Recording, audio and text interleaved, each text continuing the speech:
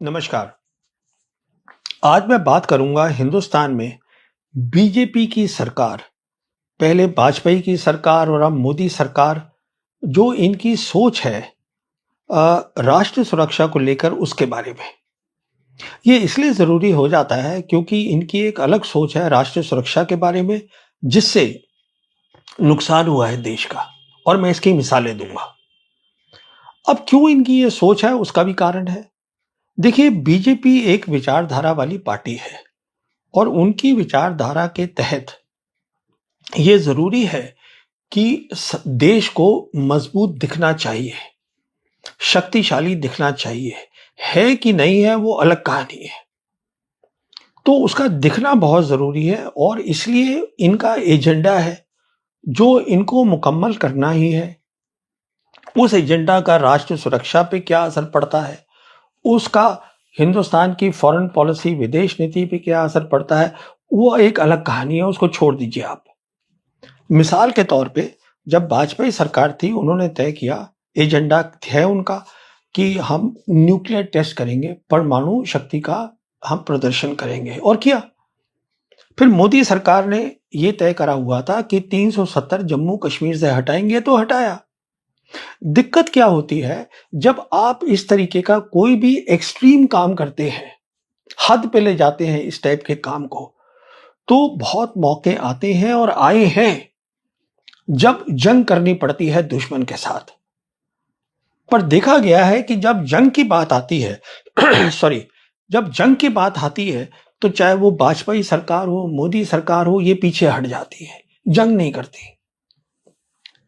तो करती क्या है कि एक जुमलेबाजी होती है, और जुमलेबाजी से एक भ्रम, एक परसेप्शन बनाया जाता है कि हमने फतेह, हमने जीत हासिल कर ली है दुश्मन के ऊपर। वो रियलिटी नहीं होती है, पर कर लिया जाता है। तो हिंदुस्तान में जो भी बीजेपी के विचारधारा वाले हैं, वो बड़े खुश हो जाते हैं कि अरे हमने साहब बहुत हासिल कर लिया पाकिस्तान के ऊपर। अच्छा, दिक्कत क्या यहां हो रही थी कि अगर कोई नेता जुमलेबाजी करता है तो उसको लोग इतना सीरियसली नहीं ले पाते, उसकी बात पे विश्वास नहीं करते, बिकॉज सोच ये है कि साहब ये नेता है, पॉलिटिकल लीडर है, जुमलेबाजी करेगा ही। तो बेहतर बीजेपी के साइड से ये होता कि अगर army, senior officers, retired officers और सर्विंग ऑफिसर्स, अगर वो बीजेपी की विचारधारा के करीब आ जाए या शामिल हो जाए, और वो अगर जुमलेबाजी करेंगे एक ख्वाब या एक परसेप्शन बनाने की कि हम जीत गए हैं, तो लोगों को ज्यादा विश्वास होगा क्योंकि जनरल साहब बोल रहे हैं। तो इसी के तहत हुआ क्या था कि अप्रैल 2019 में एक रैली के अंदर यूपी के चीफ मिनिस्टर योगी आदित्यनाथ ने यह कह दिया आर्मी के बारे में कि ये तो मोदी जी की सेना है। अरे साहब, बवाल मच गया ऑपोजिशन पार्टीज में। क्या बोल दिया योगी ने, ये कह दिया कि जो आर्मी है वो पॉलिटिक्स में इन्वॉल्व है, पर ये तो बोला ही नहीं। योगी ने उससे गहरी बात बोली थी। बोला ये था, जब बोला कि मोदी की सेना आज अपनी विचारधारा में मोदी की विचारधारा के करीब आ गई है। तो पॉलिटिक्स तो एक छोटी बात है। तो ये एक जो फायदा था, ये वाजपेयी सरकार नहीं उठा पाई। इसका फायदा ये मोदी सरकार ने किया। कैसे मोदी सरकार आर्मी को अपनी विचारधारा के करीब लाई, ये मैं आगे समझाऊंगा। अच्छा, एक और चीज क्या करते हैं बीजेपी की जो सरकार आती है, वो चाहते हैं कि हम हमेशा अमेरिका के नजदीक दिखें, और अगर कोई मसला हो तो फिर अमेरिका आके या तो हमारी मदद करे। मतलब अमेरिका जो है वो हमारे लिए बहुत अहम है मसले के लिए। होता क्या है कि जब आप कुछ करते हैं, एक एक नाटक ही होता है, एक जुमलेबाजी होती है जंग के बारे में, और आप इस्तेमाल कर लेते हैं, मान लीजिए अपनी इंडियन एयरफोर्स को, जो हुआ है जिसका मैं आगे जिक्र करूंगा, तो आप अपनी खामियां, कमजोरियां लड़ाई की दुश्मन को दिखा देते हैं। उससे क्या होता है कि अगर दुश्मन को ये लगता था कि हाँ इनके पास ताकत है, तो अब वो जानते हैं आपके पास ताकत नहीं है, जिसको कहते हैं डिटरेंस जो है वो खत्म हो जाता है। पर वो एक अलग कहानी है। अब लीजिए, मैं आपको दो दो मिसालें देता हूं, वाजपेयी के वक्त की और दो देता हूं मोदी के सरकार की। यही जो मैं बोल रहा हूं इसको बताने के लिए। हम जानते हैं कि जब वाजपेयी प्रधानमंत्री थे तो मई 1998 में शक्ति टेस्ट करे गए। इसका मतलब न्यूक्लियर टेस्ट, परमाणु टेस्ट करे गए। चलिए, हो गए। तो आगे क्या होना चाहिए था? दो चीजें होना ये चाहिए था कि अगर आपने न्यूक्लियर टेस्ट कर लिए हैं तो अब आप जल्दी से जल्दी अपनी फौज को भी शामिल करिए और न्यूक्लियर वेपन बनाइए। क्योंकि न्यूक्लियर टेस्ट करना और न्यूक्लियर वेपन बनाना एक चीज नहीं है, ये दो अलग चीजें हैं और इसमें वक्त लगता है। दूसरी चीज क्या होनी चाहिए थी कि इसका कमांड एंड कंट्रोल क्या होगा, कौन कमांड करेगा न्यूक्लियर वेपन्स को, कैसे ये इकट्ठे करे जाएंगे, ये पूरी चीज को तय करना है। और कुछ बातें इसमें से दुनिया को भी बतानी है जिससे कि दुनिया लगे हाँ क्रेडिबल है, ये जो काम कर रहे हैं वाकई न्यूक्लियर वेपन इनके बन गए हैं और ये इस तरीके से काम करेंगे। तो वाजपेयी सरकार ने ये नहीं किया। वाजपेयी सरकार ने क्या किया, टेस्ट करते ही 24 घंटे के अंदर अंदर प्रधानमंत्री ने एक सीक्रेट लेटर अमेरिका के राष्ट्रपति बिल क्लिंटन को लिख दिया और उसमें यह लिखा, हमें टेस्ट इसलिए करना पड़ा क्योंकि चीन से हमें खतरा है। क्या क्लिंटन ने आपसे पूछा था कि आप बताइए आप क्यों टेस्ट कर रहे हैं? आइडिया ये था वाजपेयी सरकार का कि अगर हम उनको एक सीक्रेट इस तरीके का लेटर बोलेंगे, भेजेंगे, तो हो सकता है अमेरिका हमारे को इस्तेमाल कर ले as a counterweight to China. तो एक ऑफर ही दे दी इस तरीके की लेटर लिख के। साथ साथ क्या हुआ, 24 घंटे के अंदर अंदर जो उस समय डिप्टी प्राइम मिनिस्टर थे अडवाणी, उन्होंने एक बयान जारी कर दिया, एक थ्रेट दे दी पाकिस्तान को चेतावनी दे दी कि देखिए अब हमने न्यूक्लियर टेस्ट कर लिया है, तो अब आप कश्मीर पे अपनी सोच को बदल लो। साथ साथ वाजपेयी सरकार क्या कर रही थी, जो रिटायर्ड सीनियर ऑफिसर्स थे उनको इकट्ठा करके एक डिफेंस सेल बनाया। अब ये कोइंसिडेंस है, ये ऐसा हुआ कि जो उनका हेड था डिफेंस सेल का, जनरल जेकब, बहुत माने जाने, अब है नहीं, फौत हो गए हैं, बहुत माने जाने सोल्जर हैं बांग्लादेश में, उन्होंने बहुत काम किया है, आर्टिलरी के थे, मैं भी आर्टिलरी में था, तो कुछ जान पहचान थी, तो हम लोग कई बार बैठ के कई कई घंटे बातचीत करते थे। तो उसमें मैंने पूछा उनसे, मैंने कहा सर आपने ये विचारधारा वाली पार्टी का डिफेंस सेल, इसमें आप हेड क्यों बने हैं? तो उन्होंने दो टूक जवाब दिया, देखिए बात विचारधारा की नहीं है, बीजेपी सरकार ने हमें इज्जत दी है। बहुत अच्छी बात है, जो पहली सरकारें नहीं दे रही थी। तो कहने का मतलब यह है कि ये इन्होंने तीन एक काम किए, अच्छा, पर जो करना चाहिए था वो नहीं करा। अब देखिए प्रेसिडेंट क्लिंटन ने क्या किया। प्रेसिडेंट क्लिंटन को गुस्सा आ गया कि हिंदुस्तान ने न्यूक्लियर टेस्ट किया है। उन्होंने वो लेटर जो है वो न्यूयॉर्क टाइम्स को दे दिया, मीडिया को दे दिया कि साहब इसको चलाइए आप। तो दुनिया को पता चल गया कि इंडिया ये कह रहा है कि चीन से हमें खतरा था इसलिए हमने ये टेस्ट किए, तो चीन भी नाराज हो गया। साथ साथ उन दिनों में 1998 की बात कर रहा हूं, जब चीन के और अमेरिका के रिश्ते बहुत अच्छे थे, तो प्रेसिडेंट क्लिंटन ने जो चाइनीज प्रेसिडेंट थे जियान ज़ेमिन, उनसे कहा कि आप एशिया में हैं, आप कुछ करिएगा, आप परमानेंट मेंबर हैं सिक्योरिटी काउंसिल के।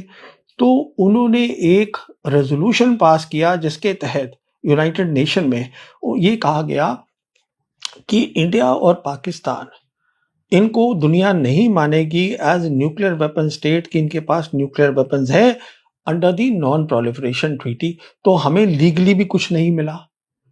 अब देखिए दूसरी तरफ पाकिस्तान ने क्या किया, पाकिस्तान से ये सब जुमलेबाजी नहीं करी। पाकिस्तान में आर्मी चीफ थे जनरल करामत, जहांगीर करामत, उसके पास एक विदेश राजदूत भेजा गया प्रेसिडेंट क्लिंटन का, जिनका नाम था स्ट्रोप टैलबट, कि आप साहब टेस्ट मत करिए, हम आपको F-16 देंगे, पैसे देंगे।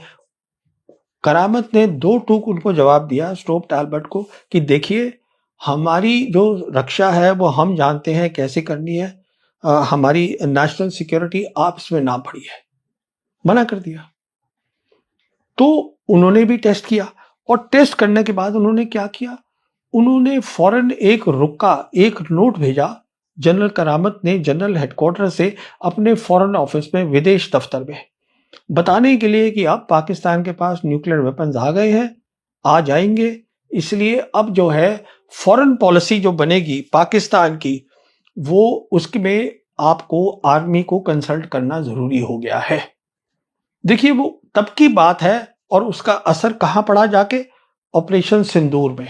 कैसे पड़ा कि आज हम देख रहे हैं ऑपरेशन सिंदूर के बाद जो आर्मी चीफ है पाकिस्तान के, फील्ड मार्शल आसिम मुनीर, दुनिया उनसे ज्यादा बात कर रही है राजनीति के बारे में, पाकिस्तान की प्राइम मिनिस्टर से कम कर रही है, क्योंकि फॉरेन पॉलिसी भी वो कंट्रोल कर रहे हैं और ये वहां न्यूक्लियर वेपन से आई बस सारी बात। आगे चलिए, ये रिजाइन कर गए करामत साहब, जनरल करामत, उनके आगे आए जनरल मुशर्रफ।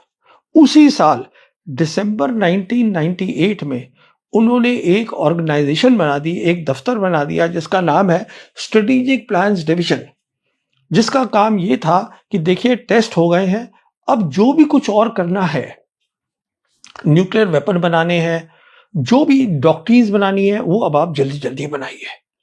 और फिर उन्होंने दुनिया को भी बताना शुरू कर दिया कि हमने ये किया है। आगे देखिए, जनरल मुशर्रफ 2000 में गए चाइना और उनको अब बोला कि देखिए वो दोनों एक साथ हो गए ना, चाइना और पाकिस्तान साथ हो गए, क्योंकि ये लेटर लिख दिया गया इस तरीके का। तो ये बोला कि देखिए हमारे पास ये ग्वादर पोर्ट है, इसको आप डीप सी पोर्ट बना लीजिए। चाइना ने हाँ कर दी और जो सी पैक है, चाइना पाकिस्तान इकोनॉमिक कॉरिडोर, उसका आइडिया वहां से आया जो कि ट्रेस बैक करा जा सकता है हमारे न्यूक्लियर टेस्ट से। उसके बाद देखिए क्या हुआ, 2004 में कुछ खतरा बढ़ा पाकिस्तान आर्मी को हिंदुस्तान आर्मी की तरफ से। हिंदुस्तान आर्मी ने एक कोल्ड स्टार्ट डॉक्ट्रिन की बात कर दी, तो चीन ने मदद करी पाकिस्तान की टैक्टिकल न्यूक्लियर वेपन्स में, और फिर पाकिस्तान ने डिक्लेयर कर दिया अब हमारे पास फुल स्पेक्ट्रम डिटरेंस है, मतलब अब हम हर लेवल पे लड़ाई के हमारे पास न्यूक्लियर वेपन है।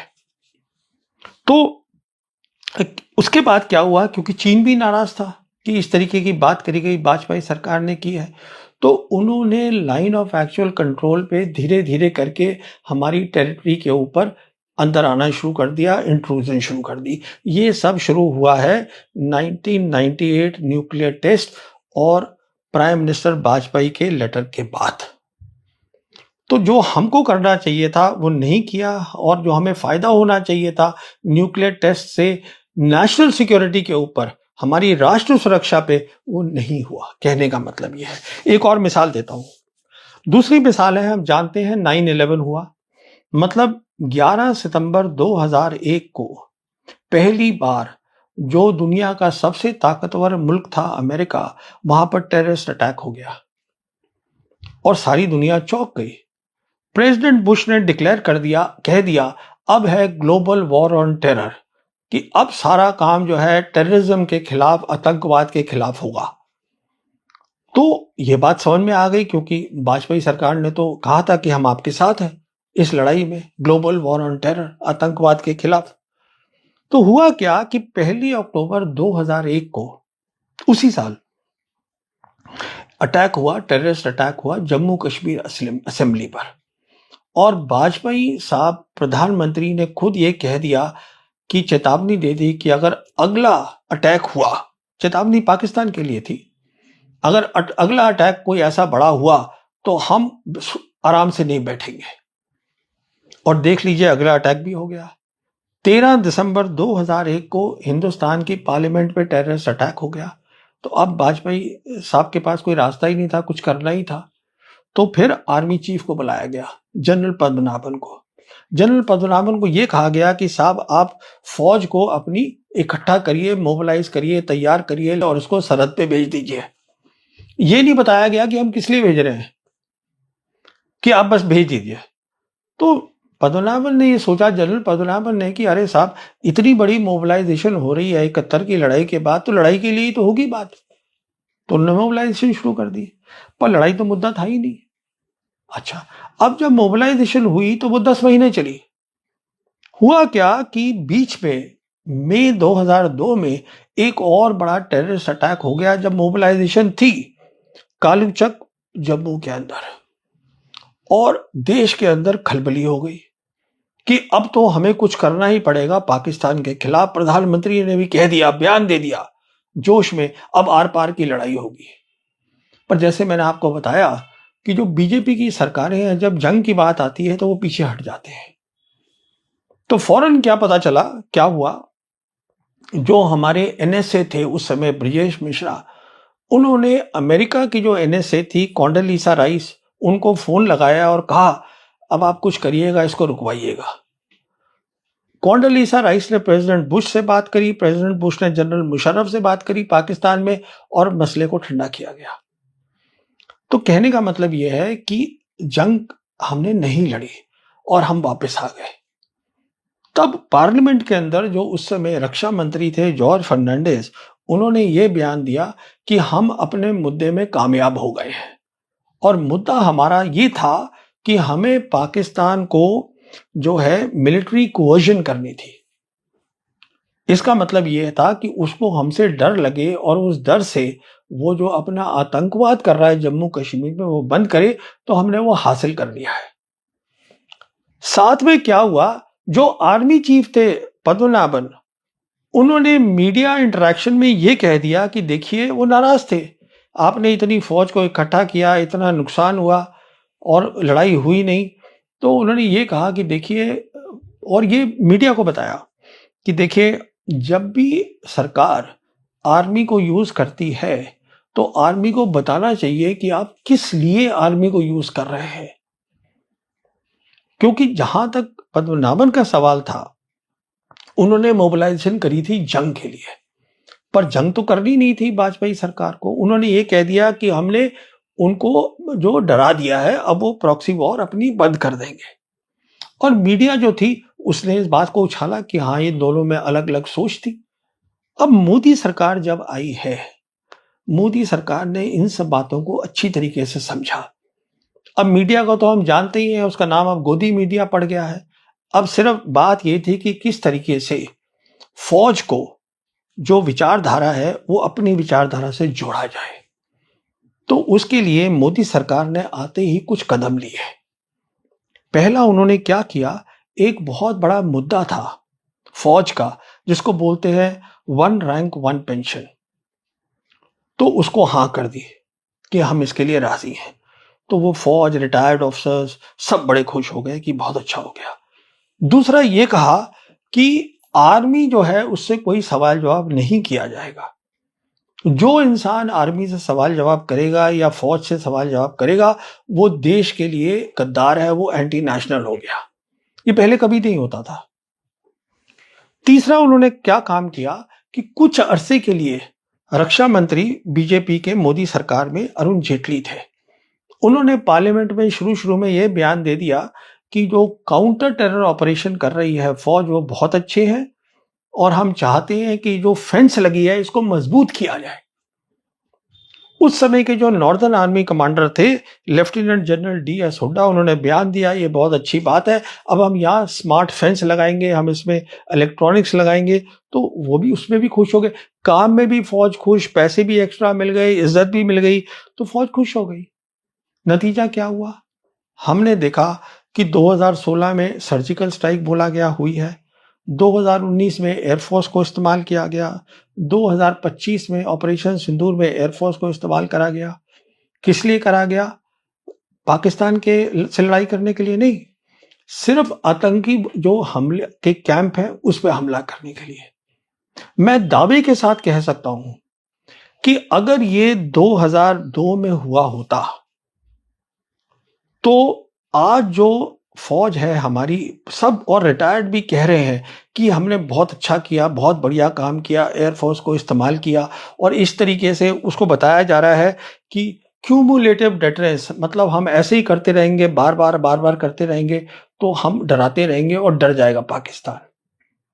जनरल पद्मनाभन ने ये सब कुछ नहीं किया होता 2002 में।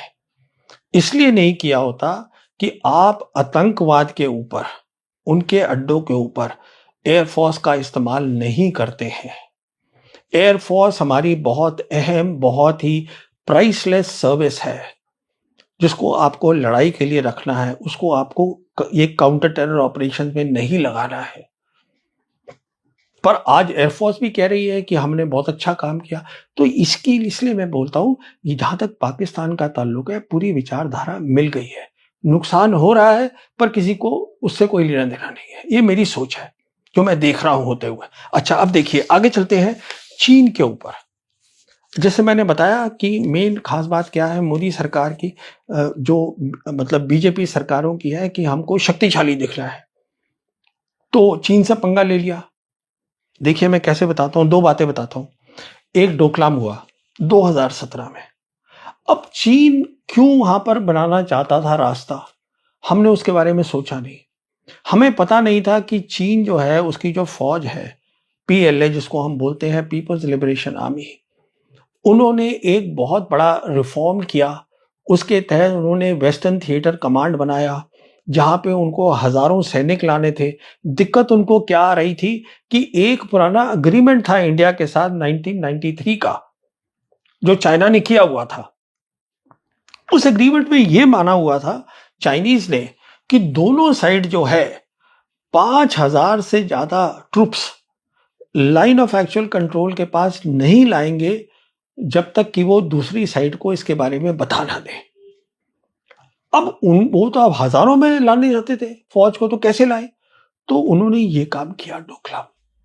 आइडिया ये था डोकलाम का कि किस तरीके से हिंदुस्तान की फौज को, पहले वो हिंदुस्तान की फौज अपनी फौज लाए जो हम लाए, और फिर वो सेल्फ डिफेंस में अपनी फौज लाए।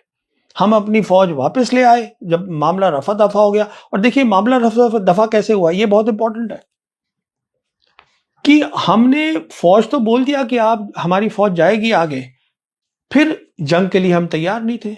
अब मान लीजिए जंग हो जाती, तो 13 राउंड बातचीत हुई है कि जंग ना हो हिंदुस्तान और चीन के बीच में, और 13 के 13 राउंड जो है वो कहां हुए? वो चाइना में हुए।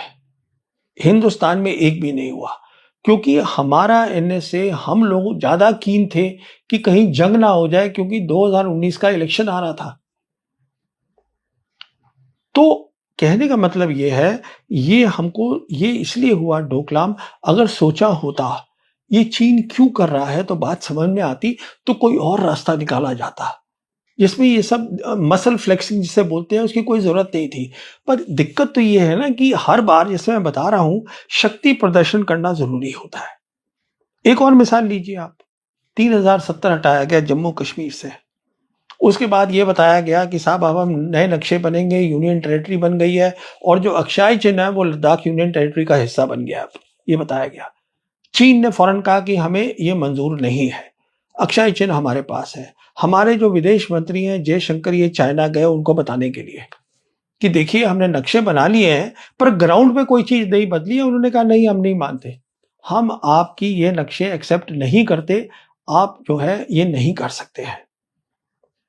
पर हमने कुछ नहीं किया, हमारी मोदी सरकार ने तो नक्शे बदले नहीं।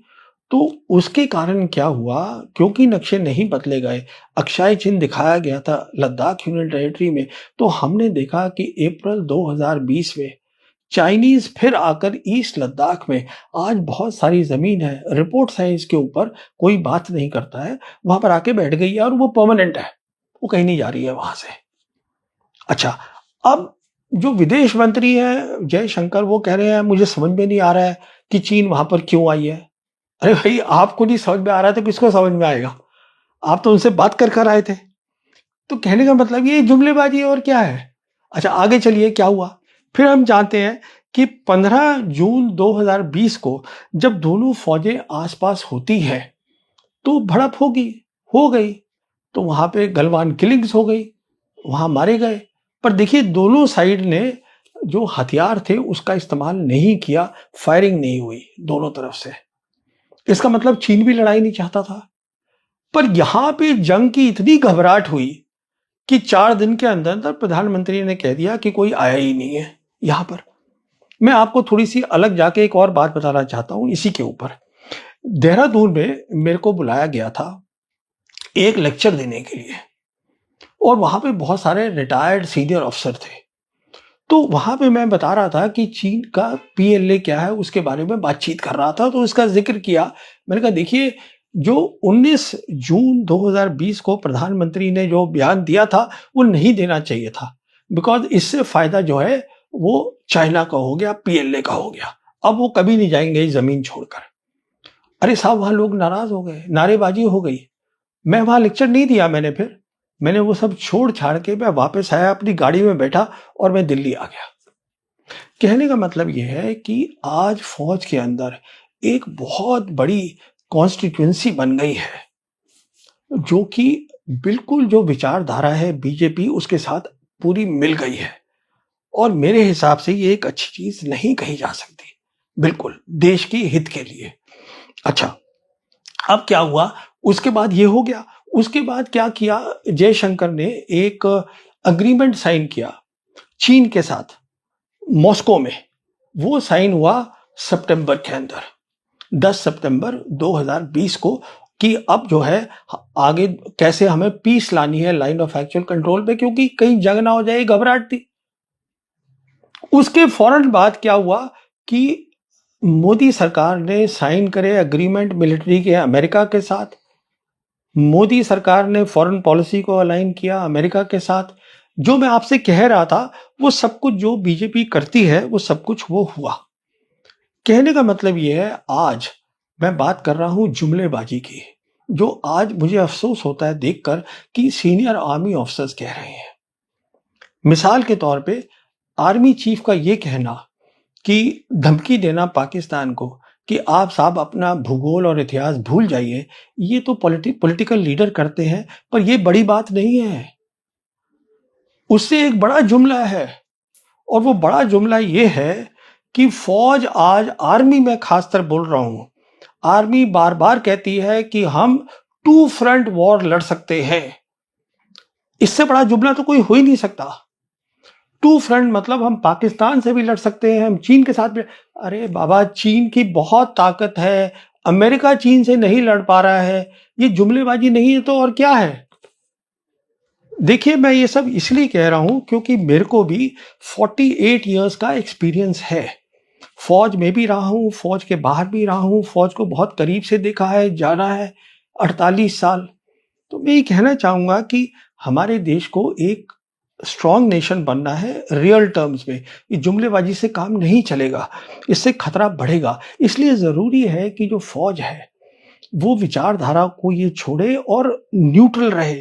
फौज का काम है अपनी ताकत को बढ़ाना, फौज का काम है देखना जब भी कोई कोई आती है, कोई प्रॉब्लम होती है, तो किस तरीके से उसको सॉल्व करे, रैशनल तरीके से।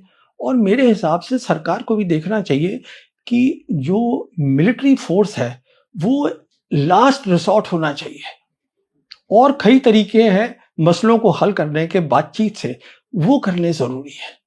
बहुत बहुत शुक्रिया।